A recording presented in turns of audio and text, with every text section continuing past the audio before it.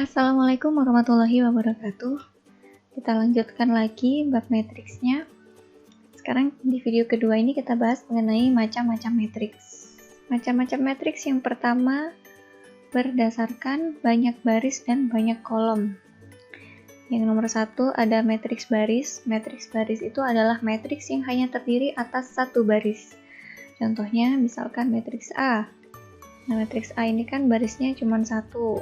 Dia ordonya 1 kali 2, atau misalkan matriks B dengan ordo 1 kali 3, atau nanti bisa jadi matriks dengan ordo 1 kali 4. Pokoknya yang barisnya cuma satu gitu ya. Kemudian matriks kolom, jadi kebalikannya matriks baris.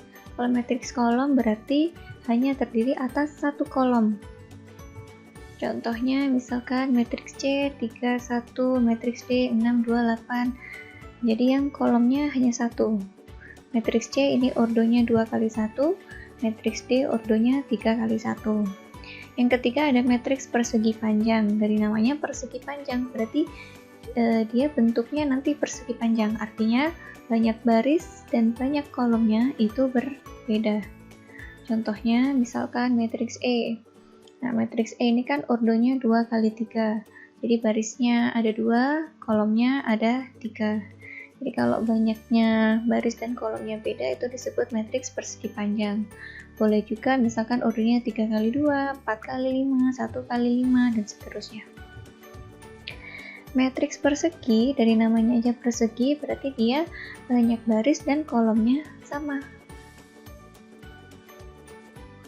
Contohnya ini.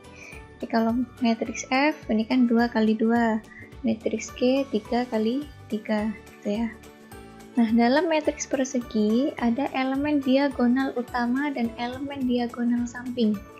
Diagonal utama itu yang ini. Jadi yang dari kiri ke kanan ini disebut diagonal utama. Kalau dari kanan ke kiri ini disebut diagonal samping. Oke, ini ya, matriks F tadi ordonya 2 kali 2, artinya barisnya 2, kolomnya juga 2. Matriks G ordonya 3 kali 3, jadi barisnya 3, kolomnya 3. Elemen-elemen diagonal utama matriks G. Jadi elemen-elemen diagonal utama kan yang ini ya. Ada 8, 5, dan 9. Hasil penjumlahan dari elemen-elemen diagonal utama itu disebut dengan trace. Berarti trace dari matriks G ini berapa? Ya 8 tambah 5 ditambah 9. 8 tambah 5 tambah 9 sama dengan 22. Berarti kalau ditanya trace dari matriks G berarti 22 gitu ya. Oke, berikutnya yang kedua matriks berdasarkan pola elemen-elemennya. Yang pertama ada matriks 0. Dia dinamai dengan O, matriks O. Jadi matriks 0 itu adalah matriks yang semua elemennya bernilai 0. Contohnya misalkan O 3 kali 3, ya berarti matriks dengan ordo 3 kali 3 yang elemennya semuanya 0. Atau O 2 kali 3, ya berarti matriks yang barisnya 2, kolomnya 3, tapi semua elemennya itu 0. Ya. Yang kedua ada matriks diagonal, dinamai dengan matriks D. Adalah matriks persegi dengan elemen pada diagonal utamanya tidak semuanya 0, elemen selain itu semuanya 0. Contohnya, ini misalkan matriks D 3 kali 3. Jadi matriks diagonal itu harus persegi, misalkan ini 3 kali 3.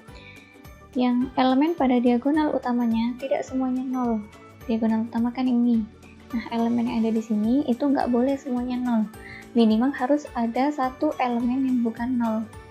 Atau tiga-tiganya gini juga boleh. Nah, atau salah satunya atau salah duanya itu harus bukan 0.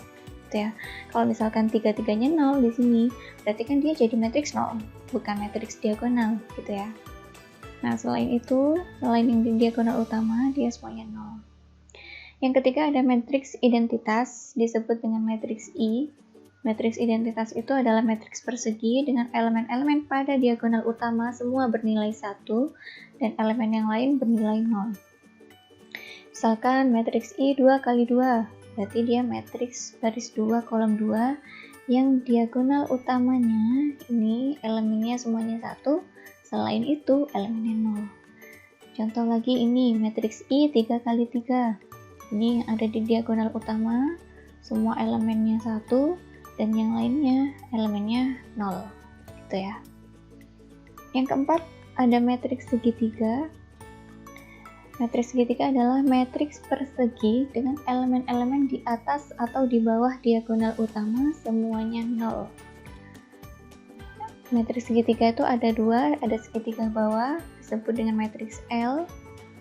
Matriks segitiga bawah adalah matriks persegi yang setiap elemen di atas diagonal utama adalah 0. Jadi kalau ini namanya yang bawah, berarti nanti yang di atas diagonal utama itu semuanya 0 gitu ya.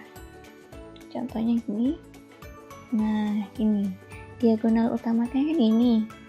Jadi yang di atasnya itu semuanya elemennya bernilai 0. Jadi yang dimaksud segitiganya itu yang ini.